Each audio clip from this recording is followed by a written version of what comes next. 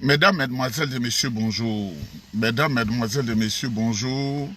Comme je vous l'ai dit, j'aurais voulu échanger à tout instant, à tout moment avec vous, mais les occupations quotidiennes sont au-delà de mes énergies et il faut que j'aie le petit pain pour entretenir tout ce qui est autour de moi. Vous voyez cette grosse piscine, chaque 2 mois, il y a un expert qui vient pour l'entretenir. Si je ne peux pas le faire, c'est très grave. Il y a beaucoup de choses. Maman est malade, il faut aider maman, il faut aider tout le monde. Ce n'est pas facile. Quand on vient en Occident, il faut travailler. N'en déplaise aux voleurs du RHDP, leur métier c'est de voler les gens dans le métro. Mesdames, Mesdemoiselles et Messieurs, bonjour. J'ai 2 petites affaires à vous dire.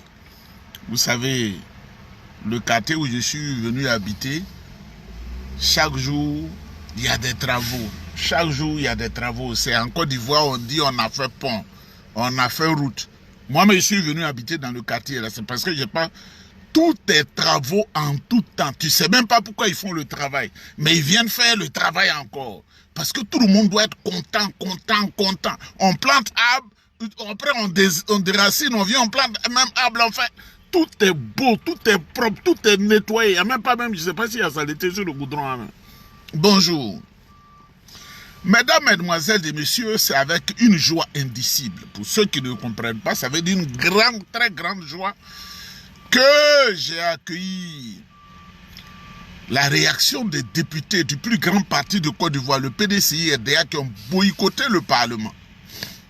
Adama Bictogo, qui a été élu par effraction à Yopougon et qui aujourd'hui, par malheur pour les Ivoiriens, cet ancien vendeur d'oignons, qui a dit qu'il a eu bac Z. Nulle part dans le monde entier, il n'y a un bac Z. Ça n'existe même pas. Lui, il a eu bac Z. Un fou ambulant. Lui, il a eu bac Z. Ce monsieur-là,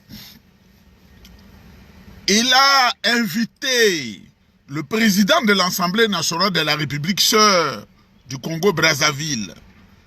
Mais le PDCI et DA, dont les dirigeants sont les plus experts dans leur domaine respectif, parce qu'au PDCI, on ne recrute pas n'importe qui pour être notre député, pour que leur voix porte à l'international. C'est ce qu'on appelle la politique. Il y a quelqu'un qui m'a appelé, mais les injures que je lui ai données là, quand tu as plus de 60 ans que tu n'es pas intelligent, tu es un chien. Quand tu as plus de 60 ans que tu n'es pas... Moi, le jour, j'ai 60 ans, vous verrez que je serai le plus sage de toute la terre entière. Attendez quelques années seulement. Le jour, moi là, j'ai 60 ans, je serai le plus sage. C'est-à-dire que les gens vont me consulter comme on consulte Nelson Mandela. Parce que je ne peux pas comprendre que quelqu'un a 60 ans et il est un chien. Comme si on a pissé, on a mis du pipi dans sa tête. Le jour où j'ai 60 ans, je serai sage. Ce monsieur-là m'appelle, il veut faire une interprétation. Pourquoi les députés du PDCID ont démissionné du Parlement alors qu'il y a le président de l'Assemblée nationale? Non, ça fait partie de la politique. Nous avons demandé aux dramaniens, aux dragoniens dramaniens, il faut des assises politiques. Parce que le PDCI n'est pas violent. Le PDCI demande qu'on s'asseye pour discuter. Et le PDCI souhaite que dans cette discussion, le PPACI et le président Gbagbo Laurent soient dedans. Le PDCI qui n'est pas méchant, qui ne fait pas de tri entre les Ivoiriens, demande que Soro Guillaume et son GPS soient dedans. Que tous les membres de la CAPSI soient dedans pour que nous parlions de la Côte d'Ivoire, pour éviter que la Côte d'Ivoire se casse. Dramane Ouattara, ces hommes disent qu'ils ne veulent pas. Koulibaly Boukoui dit qu'il ne veut pas, l'ancien rebelle qui était à Bouaké et qui par effraction est devenu chef de cabinet, il était à Bouaké dans la rébellion. Tous ceux-là ne veulent pas qu'on discute. Et pour endormir les gens, parce qu'il faut bien écouter, Ils disent à Bictogo, il faut convoquer le président de l'Assemblée nationale du Congo-Brazzaville pour donner l'impression que le PDCI s'aligne sur les positions bizarres. Mais il ne sait pas que PDCI, là, ce sont eux qui ont fondé la Côte d'Ivoire, ce sont eux qui sont des experts en même domaine.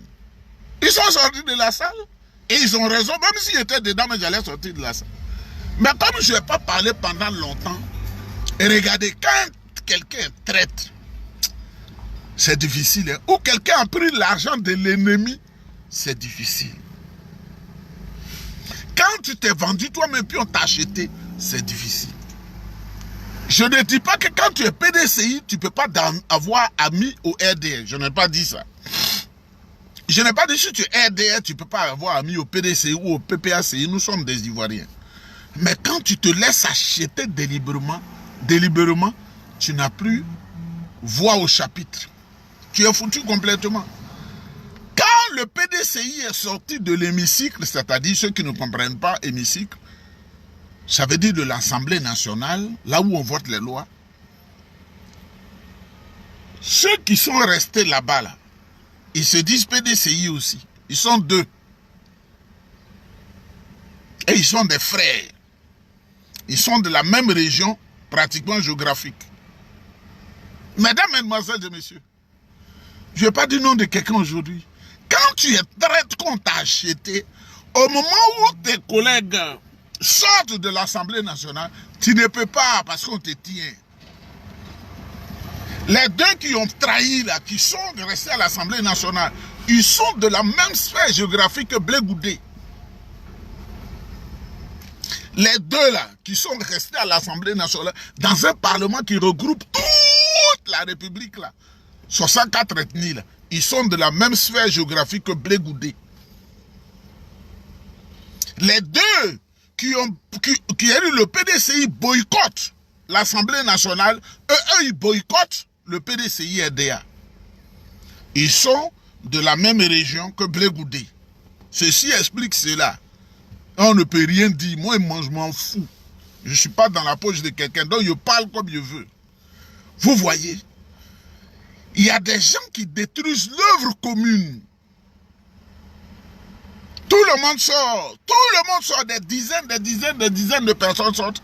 Les deux sont assis dedans. Et ils sont à l'écoute de leur frère Blé Goudé qui passe partout pour dénigrer le PDCI RDA.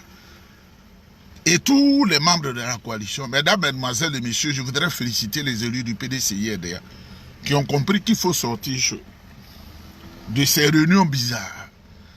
Pour finir, parce que je n'ai pas trop parlé, maintenant on ne parle plus trop, c'est comme un prophète qui a prêché, qui a prêché. Si tu n'as pas compris, toi là, c'est pour aller en enfer, donc on ne peut plus trop parler. Je parle depuis des années. Si tu n'as pas compris, c'est ton problème. C'est que quand tu allais à l'école, rien n'est rentré dans ta tête.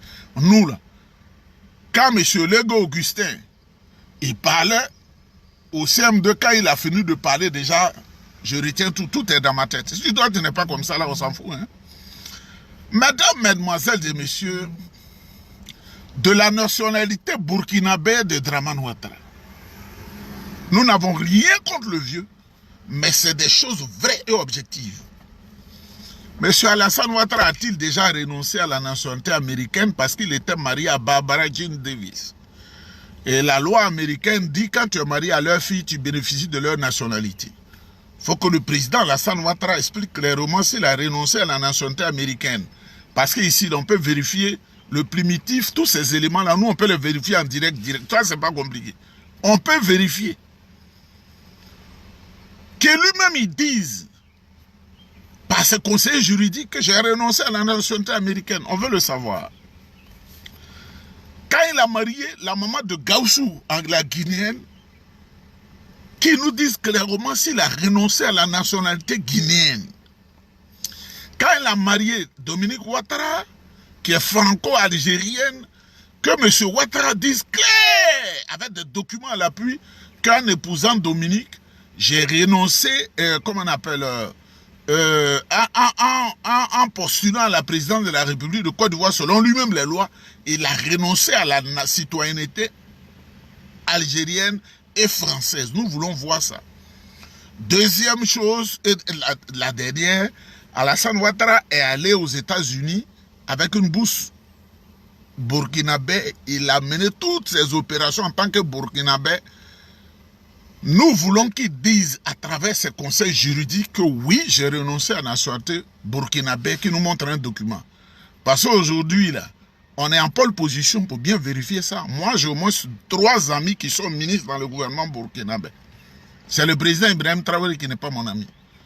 Vous voyez comment j'ai une force de caractère. Il y a quelqu'un qui me disait, mais il faut dire à tes amis, là, tu te donnes l'argent. Si tu dis ça, là, au Burkina, ils ne vont plus te respecter. Ils me prennent comme ça, comme un demi-dieu. Quand ils disent, mais Nieba, on dit quoi? Je dis, non, on ne dit rien.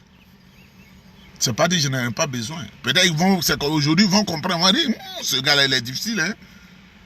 Une fois que tu tends le doigt, la main à l'ami, la valeur que tu avais devant lui, là, commence à baisser. C'est un mendiant qui s'est mis en amitié avec moi. C'est ce qu'il va se dire. Donc, j'apprends en Côte d'Ivoire que un cadre du PDCI-RDA du nom de Osman Chérif a écrit au Conseil constitutionnel pour amener Ouattara à présenter sa lettre de renonciation à la nationalité burkinabé. Et un autre aussi a écrit au Conseil constitutionnel pour amener Ouattara, Draman. Ah, quels travaux vous faites ici et puis on ne peut pas respirer là même? Vous versez l'eau partout. Et c'est chez moi à Yokobou, on a besoin de verser l'eau pour passer dans le village. C'est à la fin, on ne peut plus là. On parle vos camions là comme ça. Moi, je ne comprends pas. Ah. On ne peut pas se plaindre aussi. On ne peut pas envoyer même plus de 25 camions pour faire quoi? Mesdames, mesdemoiselles et messieurs. Donc, Dr Osman Chérif a écrit au Conseil constitutionnel pour qu'on nous présente le document de renonciation à la citoyenneté ou à la nationalité burkinabé de Dramane Ouattara, parce qu'il a fait toutes les opérations, toute sa vie avec ça. Nous en avons besoin.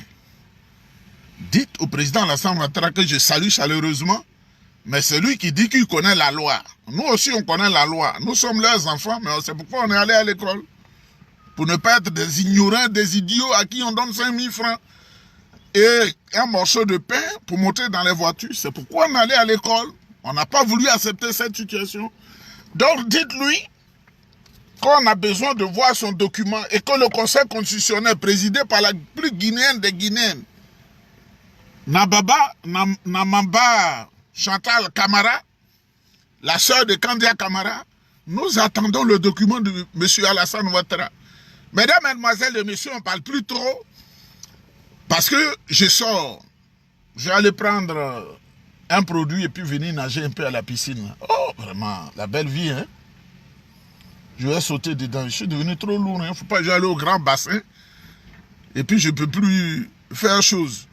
Dramane Ouattara, montre le papier qui dit que tu as renoncé à la nationalité, comment on appelle, burkinabé. Parce que toi-même, tu as acheté l'immeuble Signal en tant que burkinabé. Tu as eu la bourse, tu étais aux États-Unis, tu étais burkinabé. Tu es venu à la BCEAO, tu étais burkinabé. Mais comme tu es un pion de l'Occident, ça dit que même ta peau noire là, si tu pouvais même te dépigmenter, tu allais le faire. Tu n'es pas fier d'être noir. Même, tu n'es pas fier d'être noir. Tu es un complexé. Voilà. Montre-nous le papier. Il faut que le Conseil constitutionnel nous montre. Et si Dramane Ouattara est un homme de dignité, il faut dire, je suis fatigué, je m'en vais me reposer. Mesdames, mesdemoiselles et messieurs, je vous aime. Certainement, dans ce jour de repos, on aura le temps de parler quand j'aurai fini de nager, que je serai assis en train de scruter l'horizon et penser à ma belle Côte d'Ivoire. Je voudrais lancer le dernier mot au ministre Rotaillot. Rotaillot là, de la France, au ministre de l'Intérieur. Et je voudrais que les services français capturent ça. Monsieur le ministre de l'Intérieur de France, vous avez cautionné Alassane Dramane Ouattara à la tête de la Côte d'Ivoire. Il a pillé le pays. Il a relégué le pays au second plan. Un pays anti-développement. où les consciences collectives sont piétinées, où les libertés collectives sont bafouées. C'est vous. Aucun plan de développement cohérent, aucune création d'emplois. C'est vous les Français qui avez créé cette zizanie.